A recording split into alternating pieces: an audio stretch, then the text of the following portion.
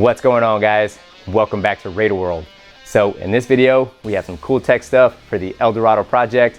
I know a lot of you out there love having that Apple CarPlay and that Android Auto in your car, but now it's time to add it to the bike. Now, I've done this video before on the Road Glide, adding the Apple CarPlay jumper and also that little box that makes everything wireless. And me, I just can't turn back. I love having that, and it makes life a lot easier. So now it's time to add it to the Eldorado project. I don't have a system on here yet, so I'm really looking forward to that. But for now, I'm gonna go ahead and run with this. I do have the Magic Link from the Magic Link brand, and I also have an Apple CarPlay jumper that I purchased off Amazon. I'll put a link in the description below to all these products. Make sure you go check that out. It helps the channel out whenever you make a purchase from the link below. Hardest part about this install is getting this outer fairing off and put back on, but for most of you that have done this before, you already can knock this out in a couple of minutes. So other than that, guys, let's get this connected.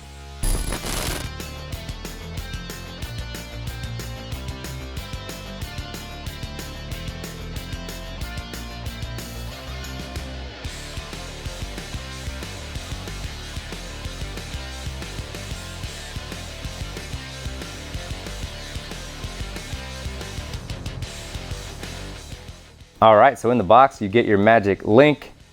Here you have your USB-A port. This is where you can make your offline updates, and you can also charge your phone from right here. On the other side, you have a USB-C port. This is where you're gonna plug in to your bike. You'll have a status light. It'll either be red or it'll be green. Now, they do provide you with a USB-A to USB-C cable. Now, most likely on your bike, you're gonna use this cable. And they also provide you with a USB-C to USB-C cable. Most newer vehicles have that option where you can plug in a USB-C cable. Now, what's good about this box is that you can quickly disconnect it from your car, put it on your bike and use it for your bike, or quickly disconnect it from your bike and put it back in your car, and it'll still work flawlessly. Now, here I have the Apple CarPlay jumper. I did purchase this one off of Amazon. You will need this in order for Apple CarPlay or Android Auto to work. So to start this off, I'll cover up the front fender. So to start removing the outer fairing, I'll take off the 3 windshield screws. Now, because I do have the Hogworks spike screws, I'm using a 7/16 socket. You have 2 short outer ones and 1 long center one. Now, usually these screws are a T27, or if you have an aftermarket windshield, you'll probably get some different type of screws. Now, I do have the Clockworks trim. I'll get this off. Now, I do like to put the center windshield screw back in just to hold on to the outer fairing while I'm removing the other screws. Now, you have 2 Torx screws on the right side and on the left side. Now, the top screw is a longer screw and the bottom screw is a shorter screw. You want to make sure you don't get these mixed up when you go to reinstall it. Now, these 2 screws on each side are a T27. Now, I'll remove that center screw and remove the windshield. So now I can remove the outer fairing, and now I'll disconnect the headlight.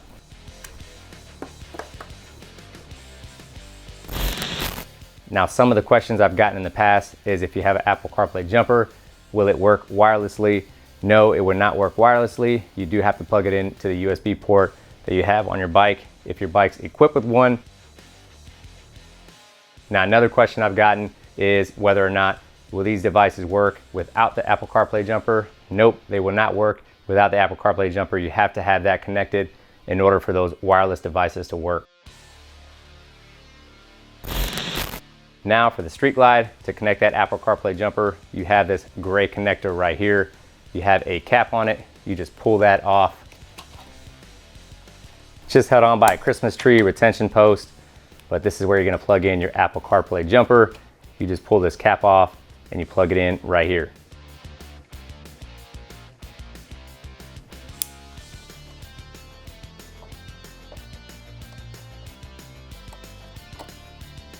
Now, you can zip tie this cap to one of these wires, but I just kind of leave it hanging. It's already tied on to here.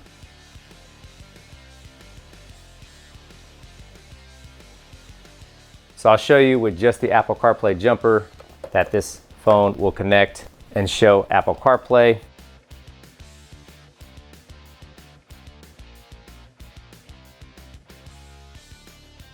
There you have Apple CarPlay. So in order to make this wirelessly, we do have to plug in that magic link and it'll completely cut the wire.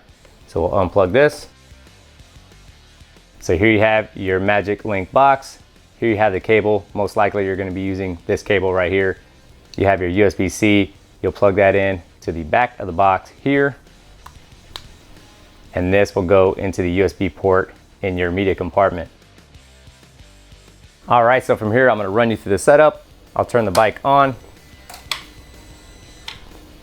I'll let it run through the startup process.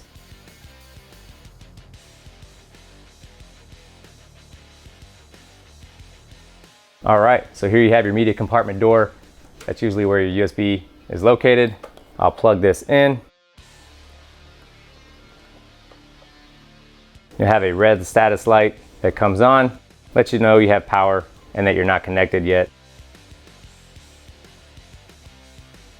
So there you have it, HD E80D. Set this here so you guys can see the status light as it goes. So now I'll go into my settings. I'll make sure that my Wi-Fi and my Bluetooth are turned on. I'll go into Bluetooth. I'll look for that device, HD E80D. And there you have it. I'll click on that. Then on the screen, you'll see your phone. I'll select Use CarPlay. And then from here, it'll run through the connecting process.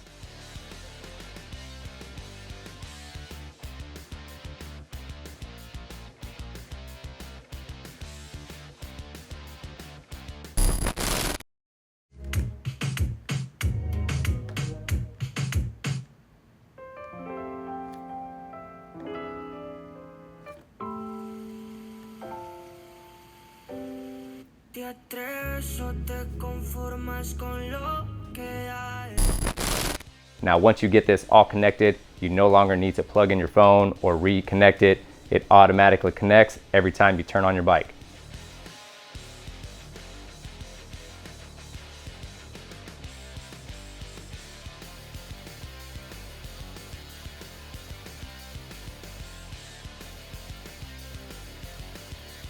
Now, if you want to delete a device, just hold down on that device and then it'll ask you, oh, let's try and connect still.